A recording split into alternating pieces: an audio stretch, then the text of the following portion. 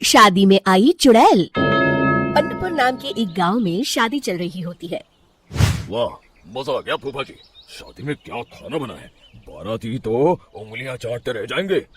हाँ, तुमने सही कहा, पनीर की सब्जी का तो कोई जवाब ही नहीं। दूसरी तरफ पंडित जी फेरों की तैयारी कर रहे होते हैं कि तभी वहाँ एक चुड़ैल आ जाती है। अरे मर गए रे, ये चुड़ैल यहाँ क्या कर रही है? अरे दिवाकर जी, ये आपके कौन से रिश्तेदार हैं? अरे मुझे क्या पता, क्या भाग्यवान, कहीं ये तुम्हारे मायके से तो नहीं आई है। तुम लोगों की इस गांव में बारात लाने की हिम्मत कैसे हुई? मेरे रहते इस गांव में किसी की शादी नहीं हो सकती। अब तुम लोग देखो मैं क्या करती हूँ। अरे मर गया रे, मैंने सुना है ये जबान की पक्की है। भागो रे भागो, वरना ये चुड़ैल किसी को नहीं छोड़ेगी। हाँ, तुम सही कहते हो मोहन भाई, यहाँ से भाग लेने में ही हम सबकी भलाई है।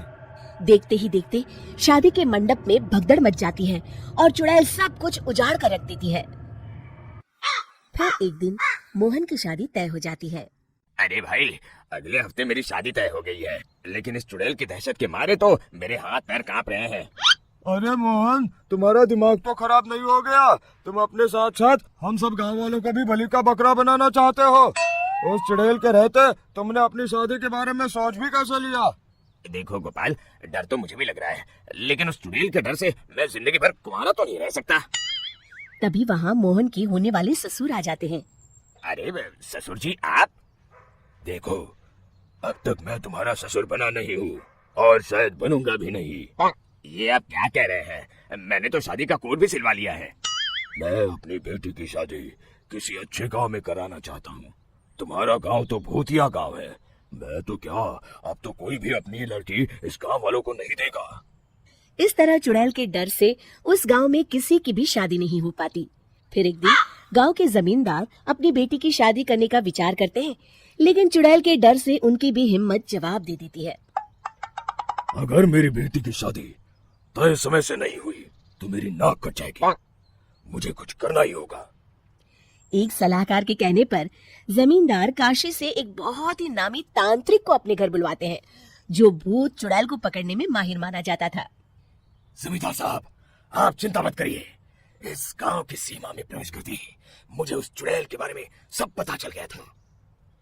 आप उसे जल्दी से जल्दी कैद कर लीजिए ताकि मैं अपनी बेटी की शादी कर सकूं। जब वो चुड़ैल एक इंसान थी, तब ठीक उसकी शादी करने वाले दिन ही उसकी और उसके होने वाले पति की एक दुर्घटना में मौत हो गई थी। उसका होने वाला पति आज भी भूत बनकर जंगल में भटकता है। इसलिए जब तक चुड़ैल की शादी नहीं हो जाएगी, वो किसी और की भी शादी नहीं होने देगी। ये आप क्या कह रहे हैं? अगर वो भूत भी हमारे गांव में आ गया तब हमारा क्या होगा? ये आदमी बीच में बहुत बोलता है, इसे बाहर निकालो। उसके बाद तांत्रिक बताते हैं कि अगर उस भूत के साथ चुड़ैल की शादी करा दी जाए तो वो चुड़ैल हमेशा हमेशा के लिए उस गांव को छोड़कर चली जाएगी। जमींदार साहब, आप अपनी बेटी की शादी की तैयारी शुरू कर दीजिए। मैं कुछ गांव वालों को अपने साथ लेकर उस भूत को ढूंढने जंगल की ओर जाता हूँ।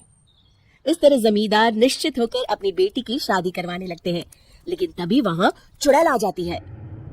मैंने तुम गांव वालों को समझाया था ना कि इस गांव में कभी कोई शादी नहीं करेगा। लगता है तुम लोग मुझे हल्के में ले रहे हो। चुड़ैल जमींदार की बेटी को उठा लेती है। अब देखती हूँ बिना दुल्हन के तुम लोग शादी कैसे करोगे। मैं इसे अपने साथ ले जा रही हूँ।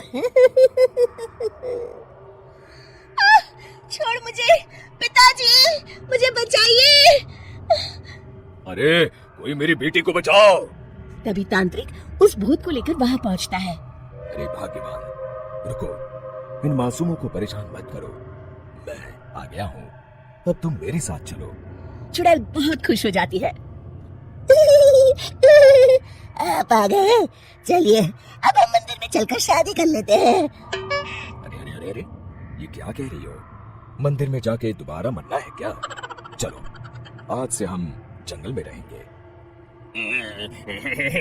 चुड़ैल चली गई, अब मेरी शादी हो जाएगी। इस तरह सभी गांव वाले खुशी से झूमने लगते हैं।